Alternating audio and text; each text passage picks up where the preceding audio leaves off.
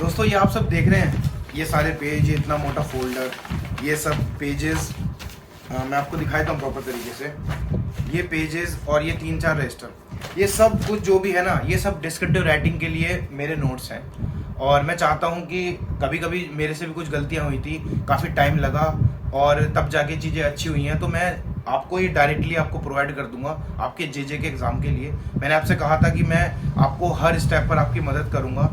तो welcome to my channel hope is good. I hope कि आपके एग्ज़ाम अच्छे गए हों और अब आपका डिस्क्रिप्टिव राइटिंग का पेपर है जिसके लिए मैंने एक वीडियो बना रहा हूँ। तो इस वीडियो को आप आखिरी तक देखिएगा। मैंने अपने इसमें सेल्फ रिटर्न नोट्स के बारे में भी कुछ जिक्र किया है, उसको डिक्टेट किया है अच्छे से, ताकि आप समझ जाए पेपर को लिखना कैसे है। डिस्क्रिप्टिव राइटिंग का जो पेपर होता है उसमें आप दो बात ध्यान रखिए। एक तो जो हमारा एग्जामिनर होता है वो ये चाहता है कि आपको कितनी नॉलेज है, आपका विजन कितनी दूर का है, क्या सोच सकते हैं और आप उस सोच को अपनी किस तरीके से आप लिख सकते हैं। लैंग्वेज जो है हमारा इंग्लिश में ही आपको पेपर देना है, क्योंकि कोर्ट की जो लैंग्वेज होती है वो इंग्लिश होती है। और बाकी कोई छोटी मोटी जो चीज़ें होती हैं वो मैंने आपको पेपर में बताई है, किस तरीके से आपको पेपर एम द एस से लिखना है, किस तरीके से आपको ग्रामर की तैयारी करनी है, ट्रांसलेशन की तैयारी करनी है। तो अगर आपको प्रॉपर नॉलेज चाहिए तो ये आपकी एकदम एक पूरी वीडियो में वन वीडियो सॉल्यूशन है ये। मैंने आपको इस वीडियो में सब कुछ बताया है, कोई भी पार्ट स्किप मत करिएगा। थोड़ी सी लेंथी है बट आपके हर एक पॉइंट आपको याद रहेगा कि बहुत अच्छे से समझा है। और उसके अगर इस वीडियो पे रेस्पॉन्स अच्छा आता है तो गाइज मैं इनकी फोटोज पीडीएफ बनाकर अपने टेलीग्राम ग्रुप जो है मेरा होप इज गुड, उस पर आपको अपलोड कर दूंगा, आप वहाँ से डाउनलोड कर सकते हैं। और अगर आपको इसके बाद भी कोई प्रॉब्लम हो तो आप मेरे से इंस्टाग्राम पर जुड़ सकते हैं। और तब चलिए, तो बिना टाइम वेस्ट करें हम अपनी वीडियो शुरू करते हैं। को जे का जो डिस्क्रिप्टिव टेस्ट का जो पैटर्न है वो आप सभी को पता ही होगा। मैं आपको फिर से एक बार रिवाइज करा देता हूँ चीज़ें। देखिए, ऐसे आएगा हमारा जो कि 300 वर्ड्स में हमको लिखना होगा, जिसमें हमको 50 मार्क्स का है।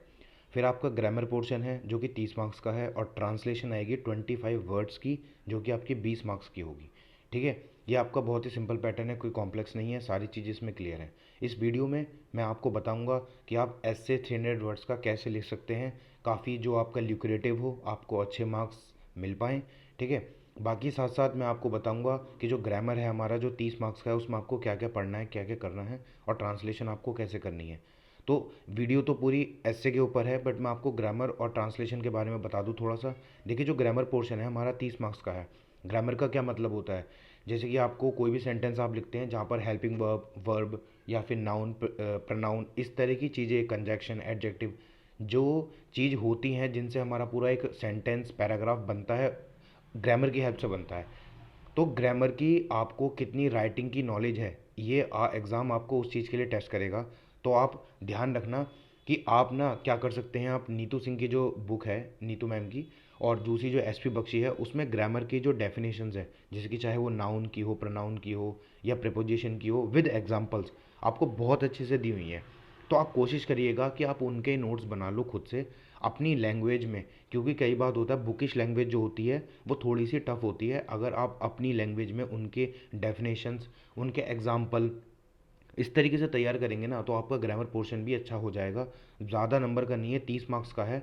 और अगर आप जैसा मैं कह रहा हूँ वैसा फॉलो अप करेंगे तो आपके 20 नंबर कहीं नहीं गए। फुल मार्क्स की गारंटी तो आपको कोई भी नहीं लेगा, है ना, पर 20 मार्क्स से ऊपर की आप अच्छा प्रिपेयर कर सकते हैं अगर आपको ग्रामर। देखिए, ग्रामर हमको आती तो है।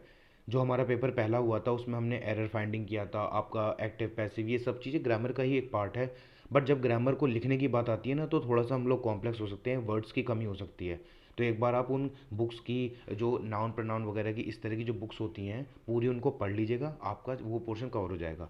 अब आते आती है ट्रांसलेशन की। तो ट्रांसलेशन भी कुछ नहीं है, आप क्या करिएगा, सुप्रीम कोर्ट या हाई कोर्ट के कुछ ऐसे वर्ड्स होते हैं जो कि हिंदी में होते हैं, मतलब जो बेसिक जो हमारी डिस्ट्रिक्ट और सेशन कोर्ट होती है ना, वो कई बार हिंदी में भी काम कर लेती है। तो कुछ वर्ड ऐसे होंगे जो आप एक बार उनको गो थ्रू कर लेना, या फिर मैं आपको एक ऐसी जो एक लिस्ट प्रोवाइड कर दूंगा जिससे आपको उनको इंग्लिश वर्जन भी पता लग जाएगा। अब देखिए, इन लोगों ने यहाँ पर दिया हुआ है प्रॉपर 25 वर्ड्स आपको दिए जाएंगे 20 मार्क्स के जो होंगे। तो आप कोशिश ये करिएगा कि थोड़े थोड़े सेंटेंस इंप्रूव, सेंटेंस भी ट्रांसलेशन करना सीखें। तो उसमें क्या कर सकते हैं, कोई भी न्यूज़पेपर उठा लीजिएगा, कोई भी ऐसा वर्ड आपको मिलता है जो थोड़ा सा कभी नहीं सुना, तो या फिर आपको उसको कई सारे आपके उसको सिनोनिम्स उसके लिख लीजिएगा। तो ऐसे ही होगा। मुझे ऐसा लगता है कि ये जो पेपर है ये आपको हिंदी टू इंग्लिश ट्रांसलेट करने को आएगा, इंग्लिश टू हिंदी नहीं होगा। तो ठीक है, ये दो बात आपकी हो गई। अब मैं बात करता हूँ आपके आपके जो आपका एस्से है जो 300 वर्ड्स का है, वो आपका एग्जामिनर है, आपको उस पे एक ऐसा इम्प्रेशन डालना है कि सबसे बेस्ट आप ही लिखने जा रहे हैं। अभी आपकी शुरुआत हो रही है ऐसे लिखने की। तो सबसे पहले आपको उसका जो अटेंशन है ना वो गेन करना है शुरुआत में। कैसे करेंगे? कोई भी कोट डालकर, किसी भी महान व्यक्ति का कोट डाल दें, कोई बहुत अच्छी बात हो, डायलॉग हो, कोई प्रोवर्ब हो, कोई भी कुछ भी आप डाल सकते हैं। ठीक है। अब मैं बात करता हूँ, जैसे कि एक टॉपिक ले, मैं एग्जांपल के तौर पे आपको समझाता हूँ। जैसे अनएम्प्लॉयमेंट के बारे में आपको लिखना है, तो इससे बढ़िया लाइन क्या होगी कि नो वन, ये एक्चुअली थोड़ा सा गलत हो गया। नो, हाँ sorry, no one can imagine that a degree holder would apply for a peon's job. तो आजकल ऐसी तो हो रहा है ना, जो हमारे न्यूज़पेपर हैं वो पूरे भरे पड़े हैं कि पीएचडी वगैरह लोग भी जो है स्वीपर की जॉब के लिए अप्लाई करते हैं या एमटीएस की जॉब के लिए अप्लाई करते हैं। तो इस तरीके से जो जॉब होती है ना, तो एकदम से इन जो एग्जामिनर की जो आंखें खुल जाएंगी कि ये कुछ बढ़िया लिखने वाला है। तो आप समझ लीजिए कि आपके ना प्लस में ही वहीं से ही एक पॉजिटिव जो एटीट्यूड है आपका एसए में वो दिखना शुरू हो जाता है और आपका इंप्रेशन शुरुआत में अच्छा हो जाएगा। ये आपकी इंट्रोडक्शन की बात आती है। ठीक है। मैं आपकी बॉडी की बात करता हूँ। आप हमेशा ध्यान रखिए, जो आपका आप ऐसे लिख रहे हैं उसका जो आपका सेंट्रल आइडिया है वो कहीं भी इधर से उधर नहीं होना चाहिए। ठीक है। हमेशा आप अपने सेंट्रल आइडिया से लिंक जरूर रहेंगे। आप उसको काफ़ी अच्छा इंप्रूव करने के लिए आप क्या कर सकते हैं? आप जो है उसमें सपोर्टिव जो है आप सेंटेंस डाल सकते हैं, है ना। जैसे कि मैं आपको यहाँ पे दिखाता हूँ कि जैसे अनएम्प्लॉयमेंट पे ही था कि institutions are growing like mushroom, they are distributing degrees instead of making student skilful. मतलब आजकल क्या हो रहा है, जो इंस्टीट्यूशन हैं, सारे इंस्टीट्यूट हैं, जैसे कि बीटेक की मैं एग्जांपल लेता हूँ, वो खूब डिग्रियां बांट रहे हैं। एक हर कोने में बीटेक के कॉलेजेस खुले हुए हैं, डिग्री बांट रहे हैं, और वो उतने स्किलफुल भी नहीं हो रहे, इसलिए वो जो है अंडरपेड काम कर रहे हैं या फिर नहीं कर रहे हैं, जॉब नहीं मिल रही है। तो ये सारी जो चीज़ें होती है ना, ये आपको डालनी बहुत ज़रूरी है। ठीक है। उसी के साथ साथ आप बॉडी में ही आप उसके प्रॉज एंड कॉन्स भी बताएंगे कि इस चीज़ से ये हो रहा है, उस चीज़ से वो हो रहा है। थोड़ी बहुत अगर आप चैलेंजेस डाल सकते हैं तो वो भी डालिएगा। देखिए, और सबसे इम्पॉर्टेंट इसमें आपको ये बात रखनी है कि आप ना कभी भी कोई भी ऐसे का टॉपिक आता है तो गवर्नमेंट के खिलाफ नहीं जाना, किसी भी बॉडी के, किसी इंस्टीट्यूशन के खिलाफ नहीं जाना। आपको सिर्फ फैक्ट से जो है मतलब लिंक रखना है, और गवर्नमेंट के खिलाफ अगर कोई भी चीज़ हो तो उसे मत लिखना। आप ऐसा नहीं लिख सकते कि ये गवर्नमेंट जो है मतलब प्राइवेटाइजेशन कर रही है तो जॉब छीन रही है। मतलब आप एक नेगेटिव इंप्रेशन मत डालिएगा। ठीक है। मतलब मैं ही कहता हूँ कि हो सकता है कि कुछ हम जो गवर्नमेंट के जो कुछ अगेंस्ट में अपने जो थॉट्स रखते हो, कुछ उसके फेवर में रखते हो, बट आपके ऐसे में वो मत रखना, क्योंकि आपको एक बिल्कुल न्यूट्रल जो सोच होती है वही आपको ऐसे में डालनी है। ठीक है। अब मैं कंक्लूजन की बात करता हूँ। तो जब भी आप कंक्लूजन लिखें ना, तो आप कोशिश ये करें कि उसकी जो समरी हो वो काफ़ी थोड़ी सी छोटी हो। आप पूरा अपने जो आप देखिए 300 वर्ड्स का पैसेज है, तो आपने कुछ इंट्रोडक्शन किया, कुछ बॉडी किया, कुछ प्रॉस एंड कॉन्स लिखे, तो वो सारे आपको कंक्लूजन में डालने हैं, कुछ आपको सजेशंस डालने हैं। और क्या करना है आपको? Provide some data and figures to make a strong perception. आपका जो परसेप्शन है ना उसको स्ट्रॉन्ग करने के लिए आप कुछ डेटा उसमें ज़रूर डालिएगा, आपके लिए अच्छा होगा। ठीक है। कभी कभी कुछ चीज़ें आ जाती हैं, जैसे कि मणिपुर वॉयलेंस में डाल देना। तो मणिपुर वॉयलेंस में आपको जब आप कंक्लूड कर रहे हो कुछ भी चीज़, तो उसमें आप लिख देना कि इतने लोग, इतने मतलब इतने सारे मॉब लिंचिंग हो गई, इतने सारे लोग जो है आ गए, नंबर ऑफ पीपल, कितने अरेस्ट हुए। थोड़ा बहुत अगर आप फिगर से खेलने की कोशिश करेंगे ना, मैं कहता हूँ एक्यूरेट भी नहीं हो पर उसके नियर हो, तो ज़्यादा अच्छा रहेगा। ठीक है। आप क्या कर सकते हैं, जो भी कोई चीज़ हो रही है वर्ल्ड वाइड, आप उसका एग्जांपल दे सकते हैं। मतलब जैसे कि न्यूजीलैंड है, वो कभी कभी जो है टोबैको फ्री कर देता है, मतलब टोबैको पे बैन लगा देता है, कभी हटा देता है। इस तरह की चीज़ों को आप अपने अगर ऐसे में डालेंगे और तो बहुत अच्छा बढ़ेगा। देखिए, ऐसे ऐसे में अच्छे मार्क्स लेने का सिर्फ दो ही तरीके हैं। एक तो ये है कि आप इंट्रोडक्शन बहुत बेहतरीन दें, और आप कंक्लूड अपना जो करें वो बहुत सुंदर करें, ताकि क्योंकि इतनी सारी कॉपीज़ होंगी, इतना बड़ा ऐसे होगा, हर एग्जामिनर पूरी बॉडी को चेक करने नहीं बैठने वाला है। तो कोशिश ये करिएगा आपका इंट्रोडक्शन और आपका कंक्लूजन सबसे बेस्ट हो। ठीक है।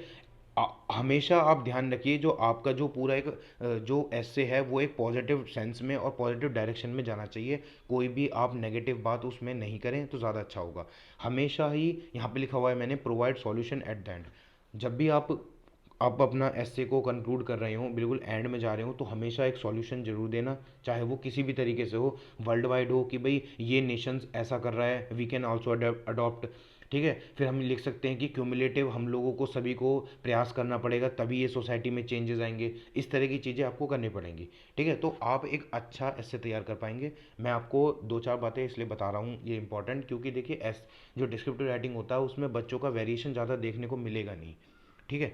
मुझे लगता है कि 10 से 12 नंबर के बीच में ही सब लोग खेलेंगे। ठीक है, 100 नंबर का अगर पेपर मैं अगर सॉरी अगर मैं ऐसे की बात करता हूँ, 50 नंबर का है, तो मुझे ऐसा लगता है कि 35 और 40 के बीच में ही ज़्यादातर बच्चे खेलेंगे। अच्छा सब लोग कर लेंगे, क्योंकि इसमें वो बच्चे हैं जो सीजीएल का पहले डिस्क्रिप्टिव दे चुके हैं, उनको पता होगा कैसे लिखना है। तो आप थोड़ा सा हर चीज़ का ध्यान रखना कि आपको, और जितने भी आपकी पुरानी चीज़ें हों वो भी आप एक बार रिवाइज कर लेना, ताकि जितना भी आपने पढ़ा होता है पुराना, जितना भी डाटा आपके दिमाग में होता है वही हम ऐसे में रिप्रेजेंट कर पाते हैं। ठीक है, नेक्स्ट चलते हैं कि इसके सोर्सेज की बात करते हैं कि जो जैसे कि कोर्ट का डिस्क्रिप्टिव पेपर है तो किस तरह के सोर्स होने चाहिए। सबसे पहले होना चाहिए न्यूज़पेपर एडिटोरियल सेशन।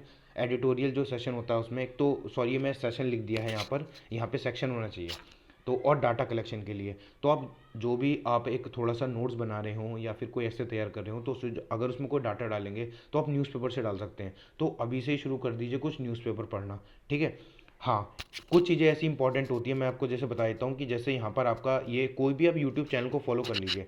कई यूट्यूब चैनल क्या होते हैं, बहुत ही ज़्यादा करंट इवेंट्स पे हर रोज़ डेली वीडियोस डालते हैं कि भाई 5 मिनट कोई इवेंट हुआ, सडनली उन्होंने एक वीडियो डाल दिया। ठीक है, अभी वो एक स्विस कैनाल में एक वो फंस गया था, क्रूज फंस गया था, उसके ऊपर वीडियो डाल दिया। मणिपुर वॉयलेंस के ऊपर एकदम से वीडियो डाल दिया। आजकल जो है मतलब अरविंद केजरीवाल जी की जो अरेस्ट हुए हैं उसके ऊपर हज़ारों वीडियोस आ रही हैं, और वो भी मतलब जो है मतलब एकदम ऐसे चैनल पे हैं जो आईएएस के लिए प्रिपेयर करते हैं इस तरीके।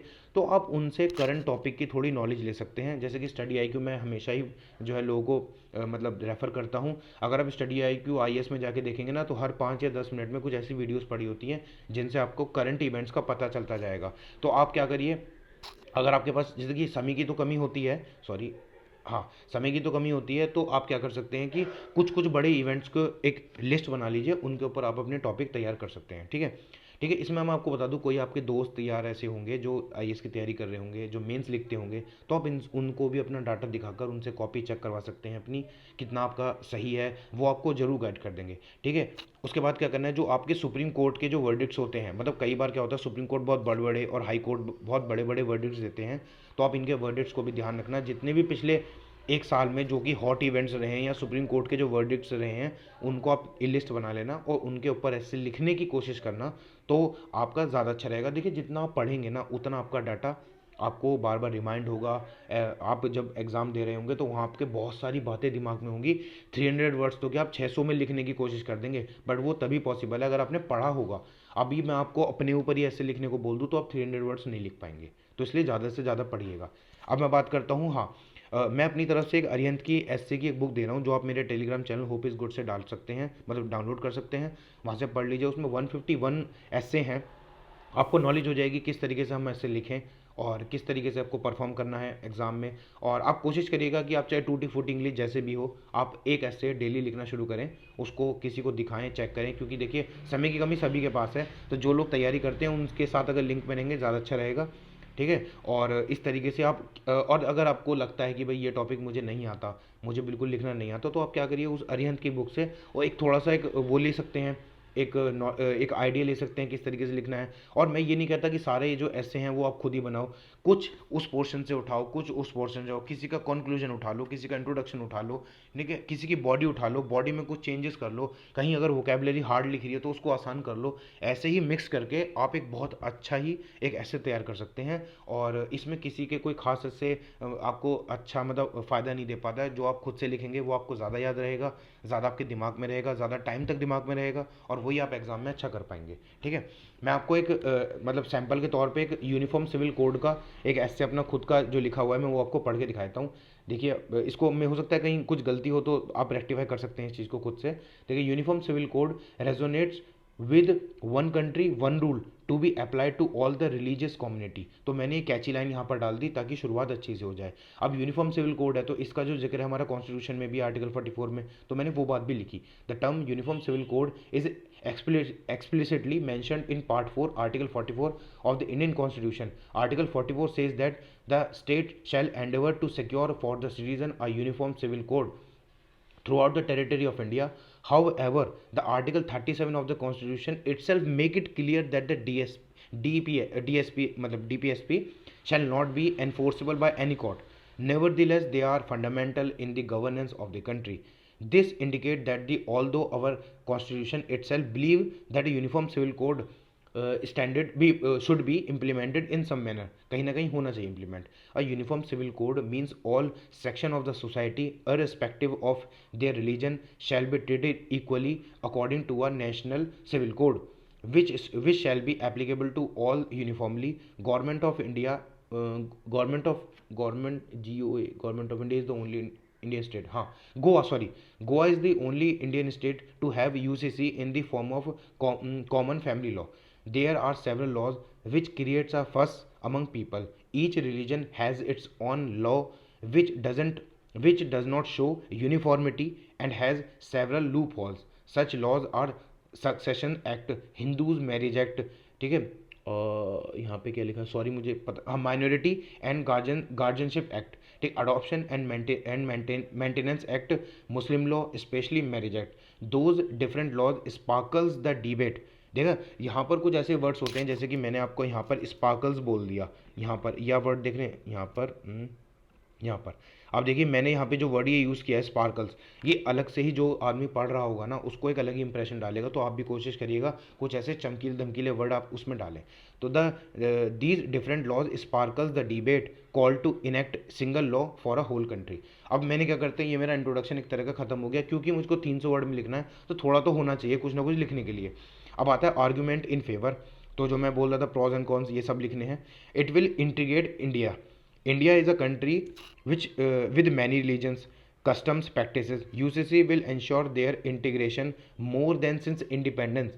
It will bring every Indian in a single frame, irrespective of his caste, religion and tribe. ठीक है, सेकंड पॉइंट क्या डाला है, आप भी ऐसे अंडरलाइन कर करके कई सब टॉपिक्स बना सकते हैं अपने पैराग्राफ में, तो आप ये ध्यान रखिएगा, ठीक है। अब आता है help to reduce vote bank politics. Most political parties indulge the UCC in their political promises.